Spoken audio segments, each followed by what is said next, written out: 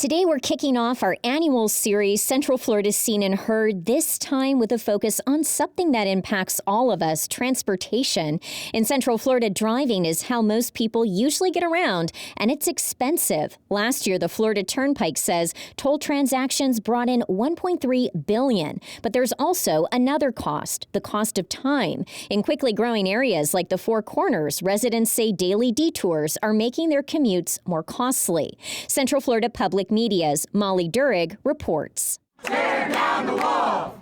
No, this isn't a reenactment of Pink Floyd's classic 1982 film, The Wall. It's a protest made up of some 200 people living near the Lake-Orange County line. And that wall? It's really a cluster of cement barriers blocking cars from driving onto a rural road historically used by citrus farmers. Open the road!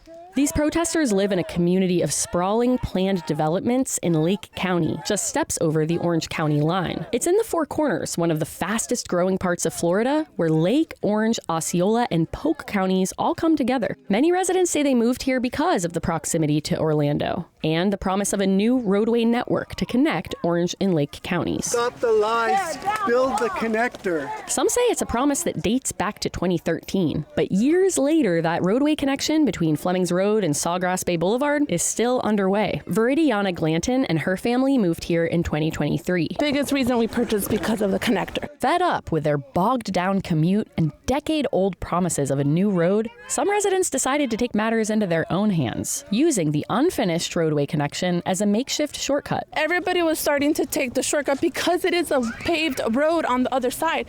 There's just a dirt, little tiny piece between our pavement and their pavement. The makeshift shortcut was really only an option for people with bigger vehicles that could handle a little rough terrain. That is, before barricades went up, blocking off the unfinished connection in both counties. Before that, the shortcut, nicknamed the Disney Cut-Through, had become a lifeline for residents with four-wheel drive, including Viridiana's husband, Kyle Glanton. We're using that, and I mean, like, you talking about saving 25, 30 minutes just to get to downtown Orlando was amazing. To get a sense of what Glanton's daily commute is like these days, without the inter-county connection, I met up with him on a Monday morning, long before the crack of dawn, 4:45 a.m. to be exact. The traffic buildup gets so insane here. According to the East Central Florida Regional Planning Council, the average commute time for drivers in the Four Corners is 30.5 minutes each way. Census data show, on average, Florida drivers spend slightly more time commuting to and from work than in other states. Glanton says he switched to this very early morning work schedule to try and avoid some of the traffic.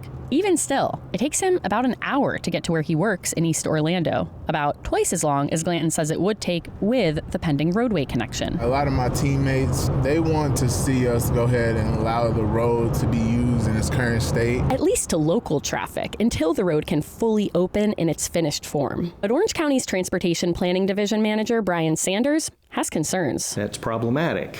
You know, there's vehicles getting stuck. They may be going on private property.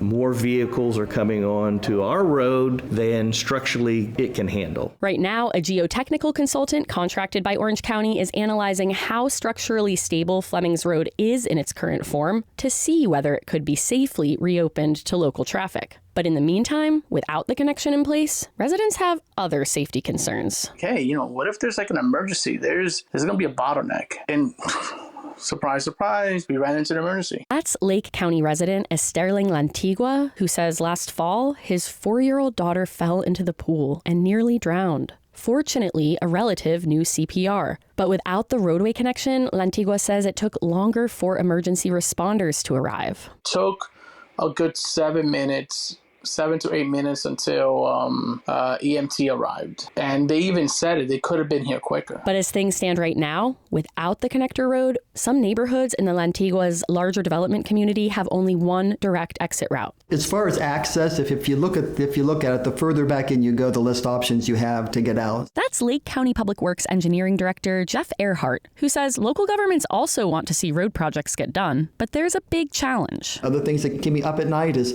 the cost. As a steward of everybody's tax money, that's their money.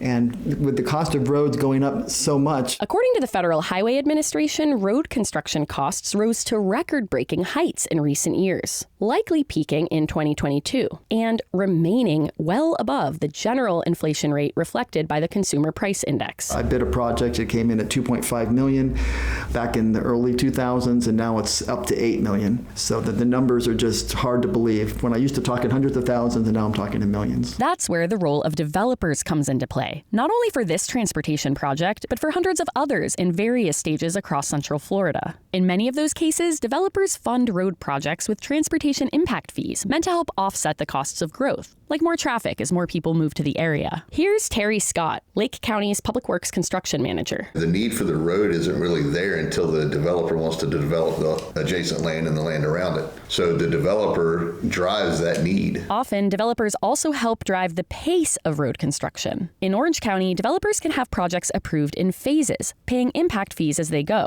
That leaves the county waiting for enough dollars to accumulate to start construction. And that leaves residents waiting on a would-be road. Here's Sanders with Orange County again. The development community plays a unique role. They're able to finance these projects well ahead of Orange County's collections of impact fees. They come up front and provide a service that accelerates these roadways. That's after a road network agreement is approved, which in this case has been an especially long process, complicated by the more than a dozen property owner parties to the agreement still being negotiated with Orange County. All entities, some of which have sold off property since signing the initial agreement, must now sign off on proposed changes before road construction can begin. It's kind of this mixed thing of charging new development to help. That's Adam Carr, an urban planner with Urban 3. He says most local governments face this funding conundrum with infrastructure like roads. But it gets uniquely challenging in Florida with no income tax and strict property tax limits. There is this constraint on revenue growth for communities, while costs associated with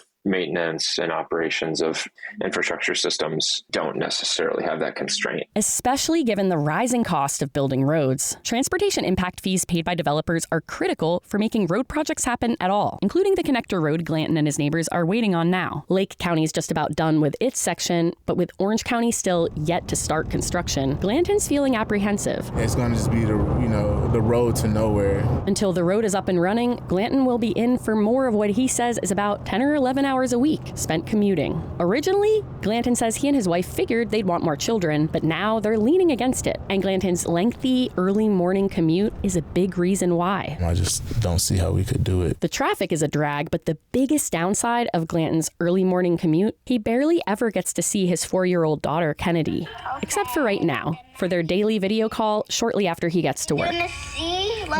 Glanton knows how precious and fleeting these moments are. He's hoping the road will be done soon so he can enjoy more of them. I'll see you when I get home. All right. Molly Duerig, Central Florida Public Media.